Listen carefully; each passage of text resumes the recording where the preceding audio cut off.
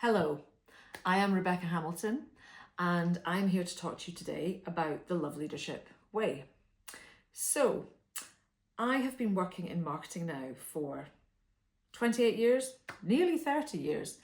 I have worked in entertainment, leisure, sport, hospitality, travel, destination. I've worked for some of the best known memory making brands in the UK and in the world, actually, with amazing teams of people doing great things I'm really proud of. I'm a fellow of the Chartered Institute of Marketing, and I'm a fellow of the Institute of Data and Digital Marketing, and I'm a leader of the Marketing Society as well. And what I do now is that I'm a fractional Chief Marketing Officer or Marketing Director, and I run a business as well called Big Brand Love, which helps businesses with fast growth and transformation so that their marketing can work much harder for their whole business. And the reason why I'm here today is I'm here to talk to you about love leadership. So last year I had the absolute joy of being part of a book called Awakened Leaders: How to Become the Leader the World Needs Now. I nearly said how to become the leader the world needs right now, because has this not ever felt more relevant right now? So, Awakened Leaders: How to Become the Leader the World Needs right now. It's available in multiple shops, actually, Waterstones, Amazon, and it's a collection of chapters from 8 other women, so there's 9 of us all together, and we've all contributed our views on leadership in terms of how we can change the world with leadership. And what I wrote about in the book was the Love Leadership Way. So I created the Love Leadership Way after my years in business, and after working with great people over the years, and my observations on why and how we need to change leadership going forward, and how we need to all work slightly differently for the good of all. So why do we need the Love Leadership Way overall? Why do we need love leadership? Why do we need to lead with love? Let's look at the world situation. Have we ever needed it more? We need now a reason to lead differently. There has to be a different way for us to run the world. There are lots of things about business that is broken, actually, for lots of people. It doesn't work as well as they'd like it to. And we've also seen an epidemic of burnout and stress at higher levels than ever before. So there are lots of things that show us that things are not quite working as they should or could. And ultimately, there are drag factors, very clear drag factors. Number one, the majority of the world has been designed for the minority of the world, first of all.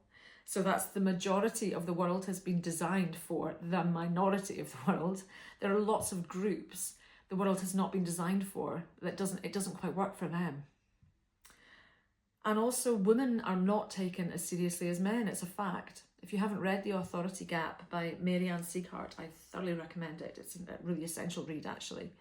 But the evidence tells us that feminine leadership style, not necessarily female, feminine style characteristic, can be between 18 to 69% more profitable. Having a woman in the C-suite creates higher profitability in that business. There are so many sets of data and evidence that tell us that a different way is better. So why did I create the thinking around the Love Leadership Way? Well, I've always believed in compassion and creativity and collaboration coming together to do good work. Ultimately, I got into marketing in the first place because I believe in the importance of our profession. It's the profession that is about human connection. Marketing is about connecting humans for mutual benefit. That's it. That's what we're here to do. And what could be more human than that, really? So I've been in business now for a long time, 20 years. I'm an expert in marketing. I've worked with great leaders, fantastic leaders who've really shown me what great leadership looks like. I've experienced less than great scenarios too. I believe that we need to change the way that we work and the way that we live. And that starts with how we lead. It starts with how we show leadership, how we show up in our own lives, how we lead at work, and how we lead out in the wider world. We can all be leaders. We are all leaders if we choose to be so.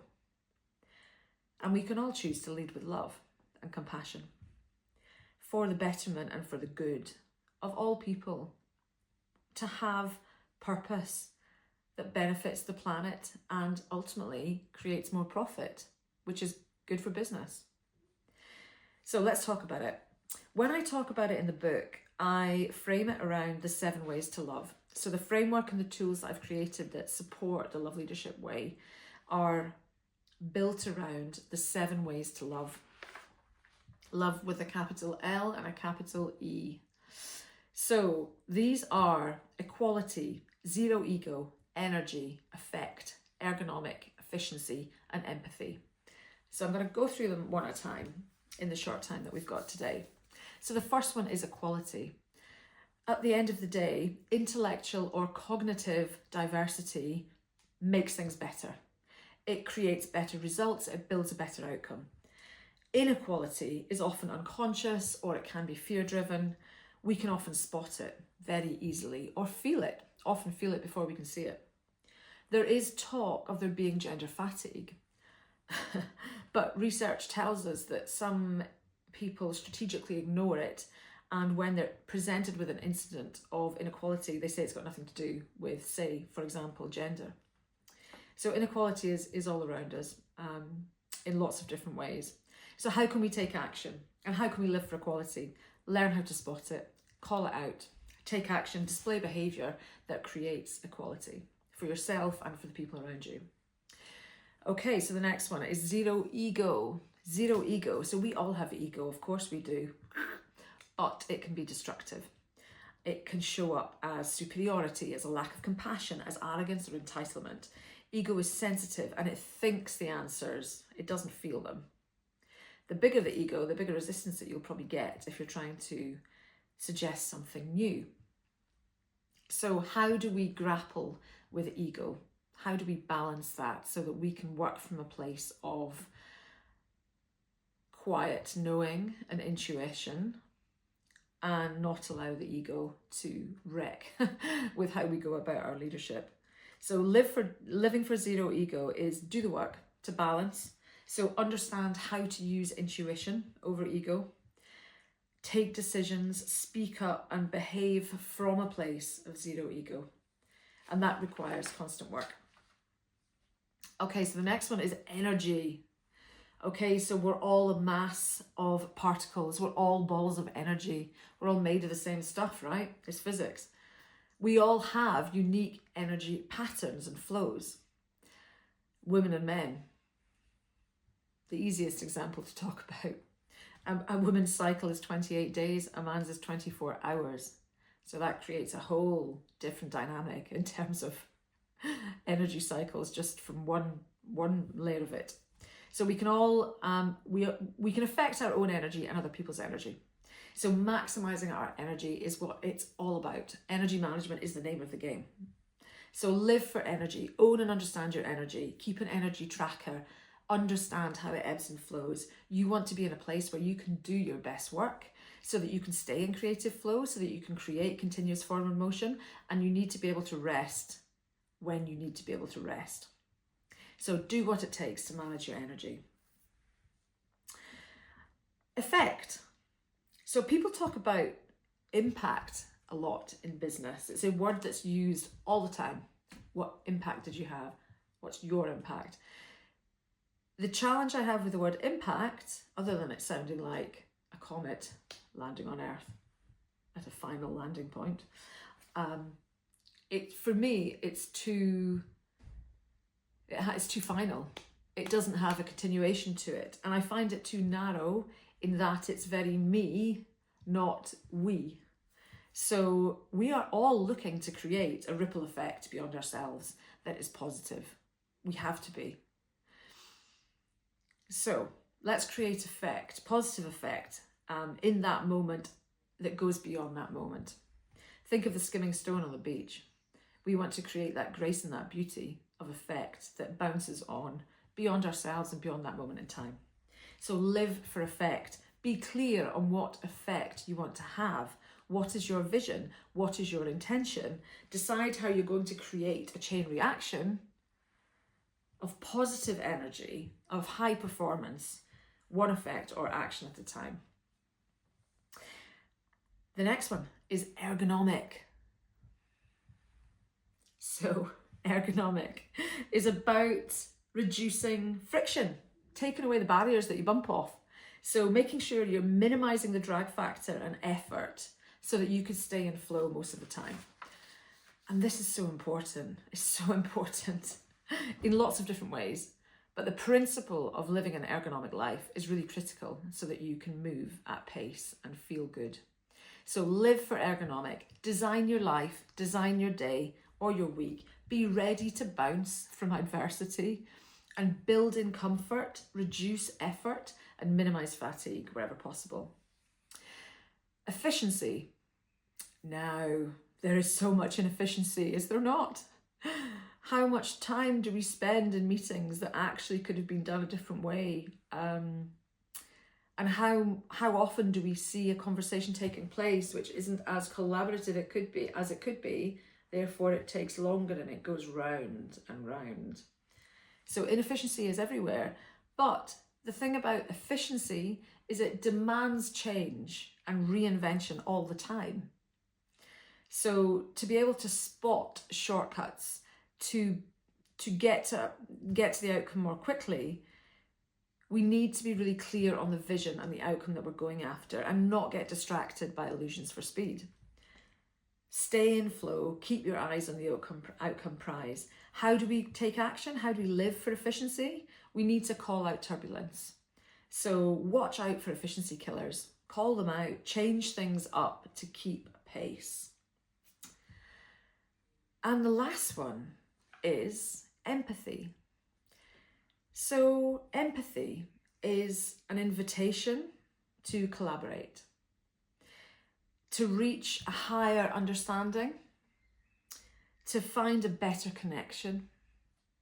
And ultimately, empathy is a leadership superpower. It really is. And it can be developed and worked as well, like a muscle. So choosing to lead with compassion, with love, and with kindness requires empathy. There are, of course, also empaths and highly sensitive people who can often feel how other people feel, sometimes before those other people can feel it themselves. And they have a gift and a superpower, actually. So understanding how to work in that environment with those people, or if you are an empath yourself, what that means.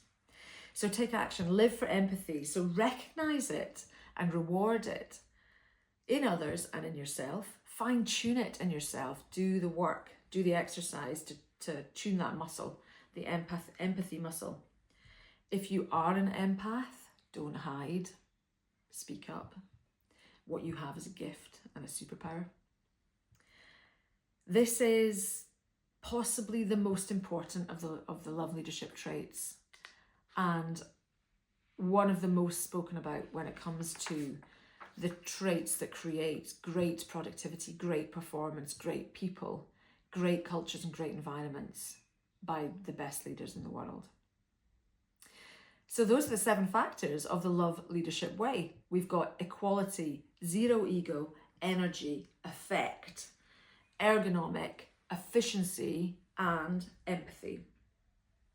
Of course, much of this requires us as individuals and collectively to do the work. So constantly doing the work, nurturing and improving, creating a growth mindset from a place of love that requires us to be able to use those traits. Evidence tells us, the data is there, that these traits give us better performance in the workplace and in our lives generally, actually. more profit, happier people, a better, healthier planet longer term. There are lots of things about the way business is run at the moment that don't work, either at all or not for everybody. So there has to be a different way for us to lead. There is a different type of leadership. Love leadership and leading with love could change the world. For the betterment of everybody, for the good of all. So, my question to you, are you a love leader? How will you put these principles into practice? Will you join me on the love leadership trail, the campaign trail? We all have an opportunity now, at this time, it's more important than it's ever been before, to step up and lead with love and compassion and kindness. So join me in the love leadership way. If you want to know some more, find me on LinkedIn, message me. I would be delighted to share more detail with you and talk to you about it.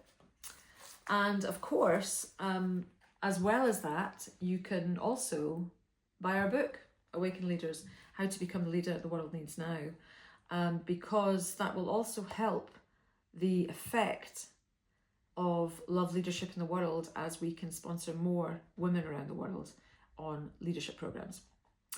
So that's the love leadership way. I'd love to hear from you. Please get in touch. Have a wonderful day, week, month, year. Sending you love.